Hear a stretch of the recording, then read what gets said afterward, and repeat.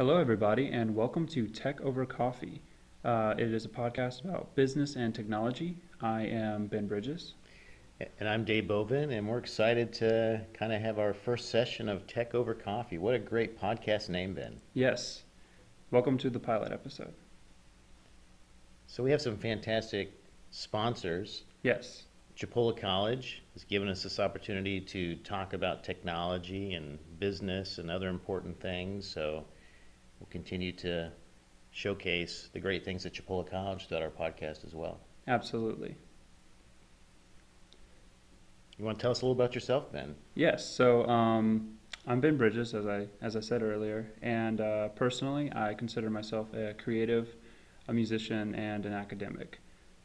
Some of my interests include creating music, working with technology such as electronics and other mediums, as well as soldering and some other of the hands-on parts of technology. And lastly, I consider myself an academic. I have a bachelor's degree from Chipola College, a wonderful college with absolutely great degree programs. I highly recommend them. And yeah, so that kind of sums me up and what I like to talk about. So I'm Dave Bovin, academic. I would say technologist, entrepreneur. Love all things business. We have some neat business topics to kind of talk about how they tie together with technology. I really have enjoyed our passion, everything we've done with CCTV and our video pushes. So this is kind of building on that great momentum. Yes, So I thought of Tech Over Coffee, of just talking about what's happened before, what's happening now, what's going to come down the road, integrating that with some business principles and just kind of looking through our lens, I yeah, think will be valuable. I highly agree. So I'm excited about this journey together, Ben. Yes.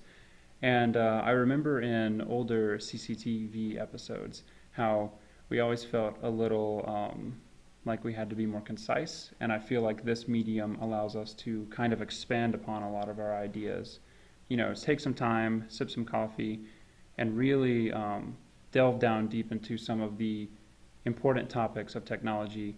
And we can really cover a lot of ground with this amount of time.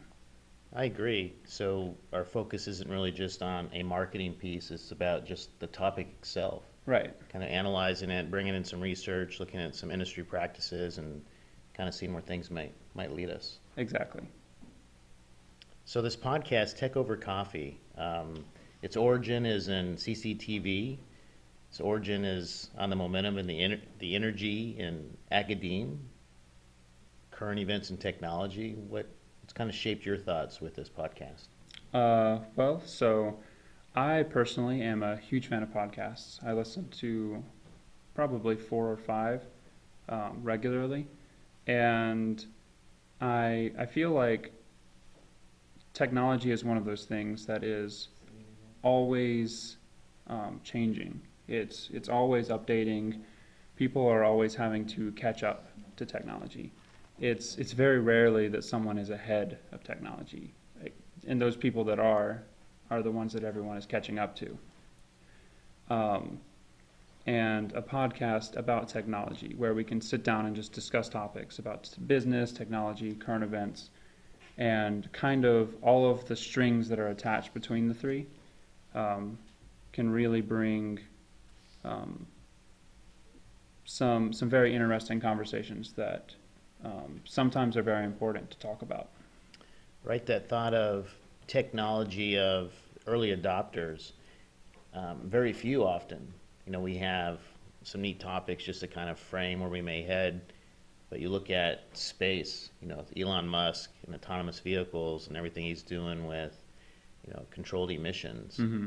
And if you look at Steve Jobs with Apple, so those early adopters really just changing the landscape and building the landscape almost, and others readjust. And so that kind of frames the whole discussion based on where they are serving as trailblazers. So Right. looking at both is key. Yes, absolutely. And speaking of Elon Musk, have you guys heard that I believe it was a week ago they successfully launched some astronauts into space? So Ben, I got to tell you about that. I don't know if you were caught up in that hype, but I watched it a couple of times. So it had that pre-initial launch, right? So I had my Yeah. whole day set. Forget what day that was. And I was waiting, I was reading about the bios of these astronauts, almost a decade. Hard to believe it's been that long Yeah. since we launched from U.S. soil, with astronauts, there with the payload. Hmm. So then you up to that point, they're actually strapped in. If you watched Yeah. that one, and then they scrubbed it at the last minute. So that was surreal. It was, yeah. And then um, they canceled one launch for weather, right? Or they postponed That it. was the weather one, yes. And then I think it was a day or two after they successfully launched into the atmosphere, and they linked up with the ISS. And watching the launch video gave me goosebumps. Most certainly. It felt almost like experiencing what people did in the 60s with the space race, with going to the moon almost. And just that leadership of someone like Elon Musk and our current leaders in government who are taking that risk, that challenge of partnering with business to Right. take these next steps. And it seems like that is such a great vision, that trying to do it isolated in a vacuum served well in the 60s, but you could see it wasn't sustainable. Yeah. So to actually partner with business where they are already existing for sustainment, that's where that energy is going to come from. But back to that whole day, or the whole couple of days. So to be all Mhm. set up, goosebumps entirely that day, waiting, they were strapped in, it was scrubbed for weather at the last moment. And then the actual launch itself was, oh, by the way, I remember that day busy running errands, working on projects. And I was like, oh yeah, they're getting ready to launch. Mhm. So that Yeah. whole buildup was different as the plan B. But you're right, they hooked up with the ISS, and what a great success.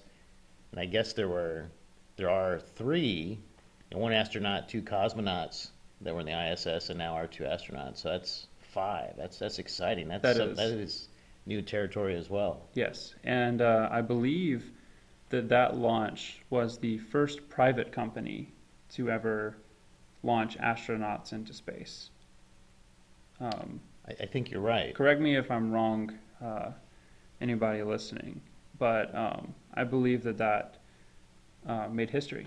It did, and that whole event of the technology of just taking a step back and seeing that partnership with government and business, and I was just obviously we want to protect human life. I mean, that was the primary, but to see the actual rocket itself that they want to, if you read any of Elon Musk's interviews, and we actually had a chance to almost go see him in Mhm. person. Right. It might have been that actual event where he was asked about what's going to be this next phase of space and technology, and he said to be able to reuse rocket boosters.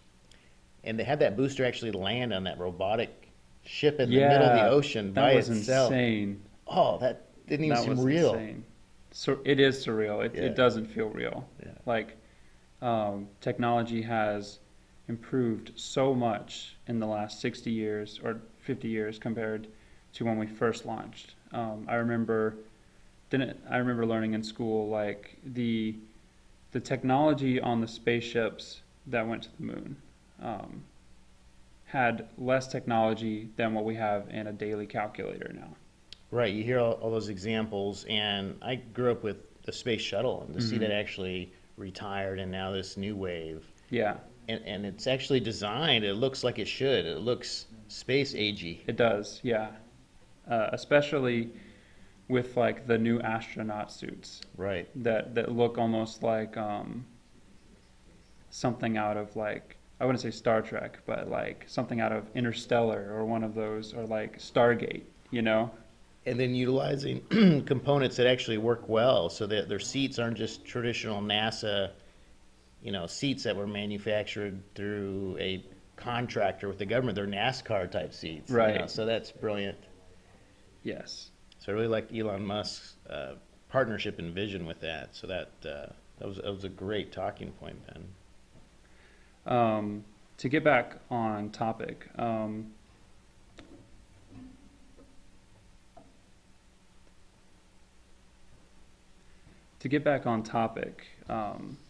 we would like to discuss where this podcast might be headed, where we as a culture might be heading, with specific interests in technology and business. So the first thing we'd like to talk about is social media. This podcast will have social media accounts. They will be up by the time you are listening to this, so please give us some love, like us, and follow us wherever you find us, specifically on Twitter, SoundCloud, and I believe Maybe Instagram. we will have an Instagram as well. So those three, you can find us at Tech Over Coffee Podcast. That'll be our username. So yeah. So looking at where we might head with this podcast, just the thought of talking about technology and the partnership with business and that whole synergy gives us a lot of opportunity. And starting with that broad area of social media, I was just reading the Wall Street Journal just this week about how Twitter serves an important role, but it actually may be surpassed soon by Instagram as a preferred means. Yes, and so I haven't seen any data on it, just kind of a brief snippet out of the Wall Street Journal. But that kind of shows you where Facebook maybe is putting some of their energy, to actually try to rival Twitter. Yeah. It's really interesting to see two tech giants clash in that way, especially since both of them kind of bring different things to the table. Twitter, people consider like a microblogging, or basically where people kind of say the things they want to say in short snippets. And it's kind of like a conversation social network, whereas Facebook is more of a connection, kind of very similar to how people think of LinkedIn, except in the opposite of LinkedIn. It's not really a professional social network, more as it's a fraternal, family, friends, and connections in that way. It'll be kind of good to see how you talk about the government relationships of how these companies, Facebook, Twitter, Google, Amazon, that if you look at the financials, I guess Netflix would be in that, but that FANG has an acronym of how the governments will work well with them or kind of partner with them. And the European Union are actually going after right now Amazon just the other day, and again, the Wall Street Journal. I think Google's been on the chopping block, been on a target. Facebook as well. Facebook, I don't know if you saw recently, just last week, was in Australia. I don't know if you saw that. Yeah, so there's some interest to see how they'll work with governments. Yeah, to kind of go head down that path real quick, I was interested in reading about the CEO, Mark Zuckerberg, what he responded to the government of Australia. They basically said, if we don't work out these news feeds with you in Facebook Australia, then we might actually pull these news feeds from you. And it would be fantastic to be in that leadership team. And so they met, and their response back was, sure. Their thought was, and they actually gave them the why that was okay, that their Australian news feed was so minute that it wouldn't even impact the revenue stream in Australia. So they were like, that doesn't even bother us, so feel free to do that. That would actually hurt those news outlets more than it would bother Facebook. So just those dynamics throughout the globe and interactions with government agencies, EU and different countries, and in our country, in the U.S., about how the government's working with Twitter. Right.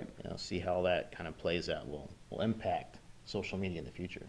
Yeah, and I believe Mark Zuckerberg still has governmental pressure as well from his previous scandal with Facebook on rampant fake news and all of that, like all of the fake articles that were on Facebook. And I think he has taken a more reserved position in terms of I wouldn't say the political environment, but the social media business aspect of it. He's taken a more reserved position in regards to the political environment.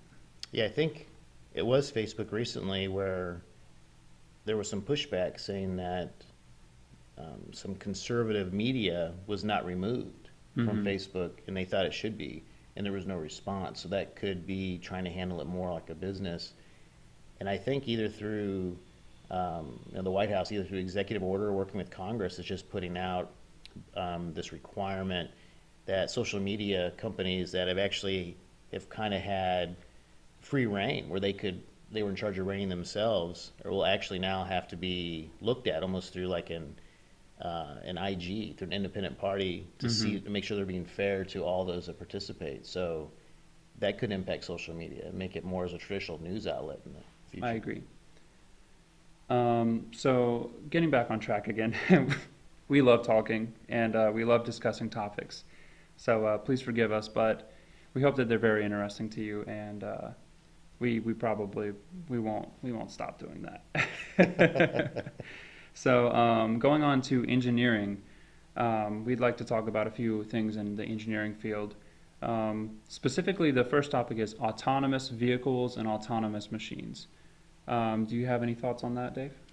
Well, Ben, you actually were just showing us an article on Lyft recently, so Yes. feel free to kind of lead us that way. So I believe I don't have the headline on me right now, but the article, from what I remember, said that Lyft is planning on transitioning all of their vehicles, yes, 100%, all of their vehicles that are signed with Lyft. Lyft is the company that is similar to Uber. They're both a ride-sharing company where almost like a grassroots labor base where people use their own cars and they're insured by these rideshare companies, and they make money by basically running rideshare services similar to that of a taxi run by an app.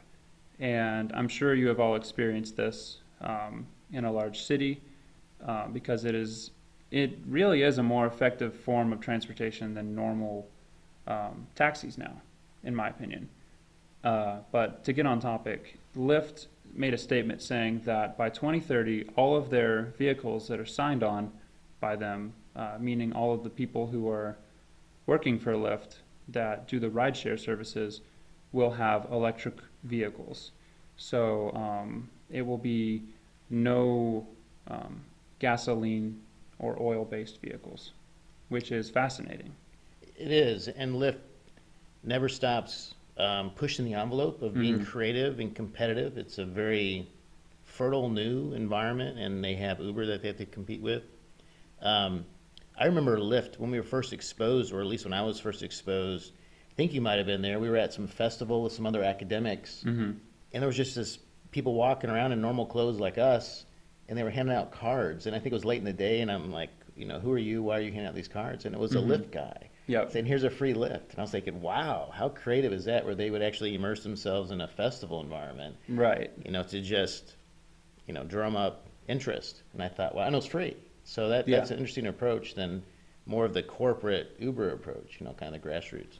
So the mission is almost following that entrepreneurial spirit that Elon Musk has of doing something different to make a difference. And maybe those different steps where Uber just tried to purchase a food delivery company, Grubhub, and wasn't successful. So they're doing more of that corporate approach, and Lyft might build these synergies by, in a sense, trying to do the right thing. Right. And in this current business environment, synergy can really propel a company further. Like, I remember Lyft was taking the torch on paying rideshare workers more and paying them with better rates compared to Uber. And in the instances where I've discussed with people who work for these companies, a lot of them have said that they prefer Lyft over Uber because of Lyft's just better benefits, just better job benefits.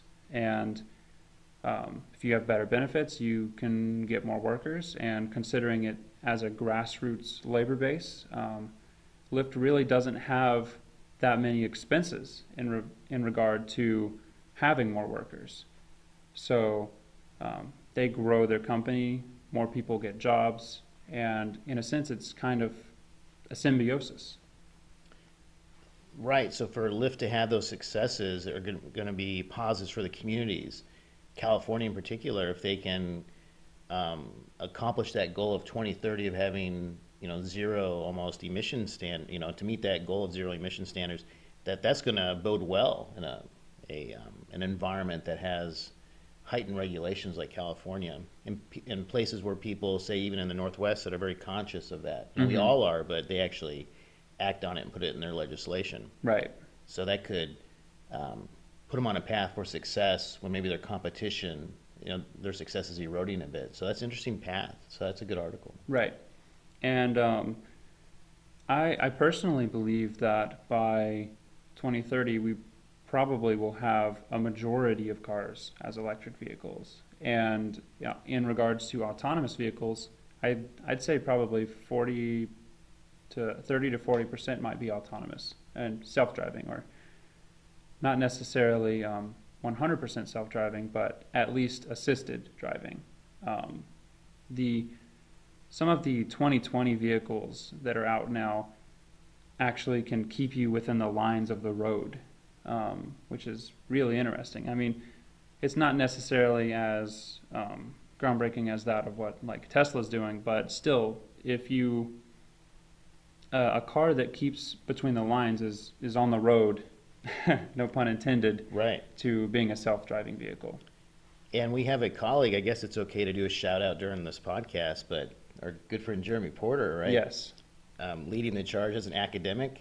It's not an environment where there's a lot of revenue, it's that comes from research and just the traditional business practices, but went out and purchased a used Tesla, and he brought Yes. that to his academic environment. That was neat.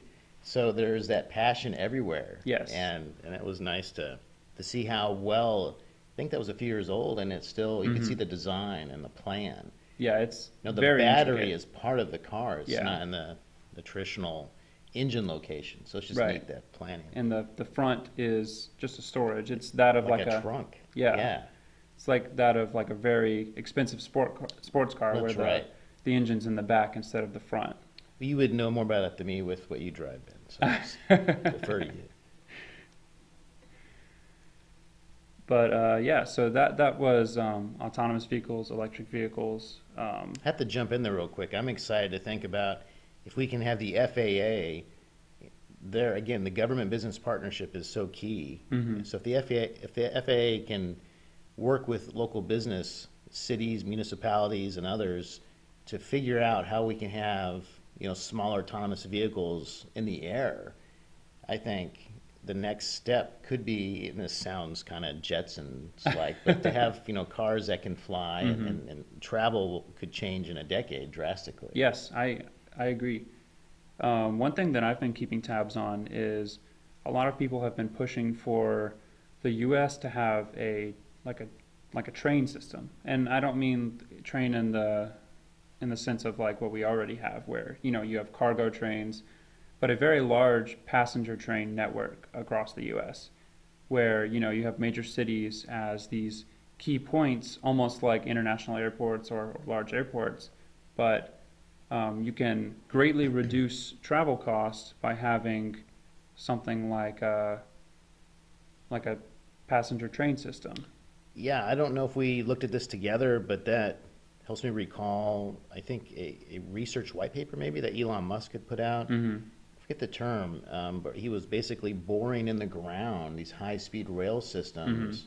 I think they were in the ground or they were on the ground, and it was to connect cities. Yep. It was high speed and even to go across the continent. So there's just a lot of neat technologies out there that entrepreneurs and visionaries are looking to leverage. It's fascinating. It really is. And it's funny, the name of that company where they bore large tunnels for trainways is called the Boring Company. Right. Not very boring, but right. That's... Elon Musk has a very keen sense of humor. But yeah, so I personally think that in the future of travel, we'll probably have some form of large scale travel, like a train system, like they do in Europe, where you get on a train in Venice and you sit on there for a couple hours and you're in Austria, or you've went to Verona, or you're down in Rome, and however. It'll help us scale our mass transit where you can fly and use these high-speed rail systems, so it'll give more options. Exactly. We're going to have a lot to talk about in our Tech Over Coffee podcast. Yes. Something, this intro list here, I think we'll be able to see for future segments that we can just even scale that back. Yes. At some point, I want to talk about your new album that's out there at some point, so that's exciting, and about how you use technology in music. We could bring in some research that we're working on. We also want to truly thank Chipola College Yes. just for sponsoring this podcast. Chipola is such a great place to work and to be a part of. They have certificate programs in technology, workforce, healthcare, all the way through bachelor's degrees. And what's exciting about Chipola is that students can actually come to campus. They can do a mix of on-campus, online, synchronous online with, say, a Zoom-type technology, and even take classes online if they have busy schedules. So really want to thank Chipola for this chance of helping us with this podcast. Truly a wonderful college. Well, Ben, I've enjoyed this Tech Over Coffee. I think I'll actually bring something in my coffee cup next time. We need to get our marquee on the coffee cup. Yes. I think we have Haley said she's going to help us with that, so that'll be a good step. Well, So- I enjoyed it. Yes, it's been very fun. Thank you for listening. Please be sure to follow us wherever you are listening to us from. We hope to have this out on all platforms by the time you are listening to this. So, please like and follow, and check out Chipola College. Thank you.